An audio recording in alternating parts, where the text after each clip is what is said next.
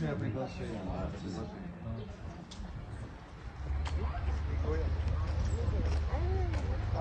Ну я отвлекался, я сказал, что все есть.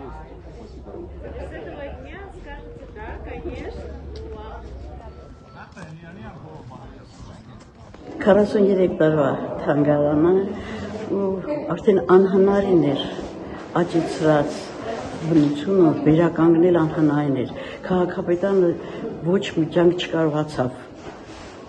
այսինքն առաջ եկան բայց անհանրին էր 43 տարվա վերաճեցնել իսկ այս նախաձեռնությունը սա պարզապես ինձ համար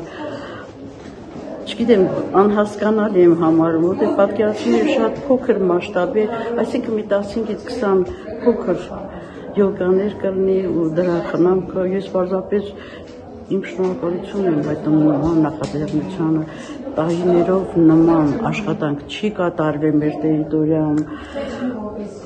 անչափ շնորհակալ եմ մեր քաղաքապետարանի կազմից երկաթուղային խմբից Օլեգից, բոլորից մասնակիցներից, որ այսօր ոչ մի ջանք չեն խնայում, աշխատանքներ նորմալ կատարելով համար, 100 հատ յոգաները, ես ասում եմ, ես շոկում եմ, ես չէի պատկերացնում, լսում եմ խոսակցություն, որ 10-ին մտածում եմ 15-ից 20, բայց տանից իջնելու ժամանակ մեքենայով որ տեսա այդ քանակը, մտածում եմ, որ մի մասը ինչ-որ միտեղ պիտի տեղափոխվի Իհարկե գյուղի հասարակությունը, գյուղապետի օգնությամբ բոլորը իջեցրել է դասավ, բայց այս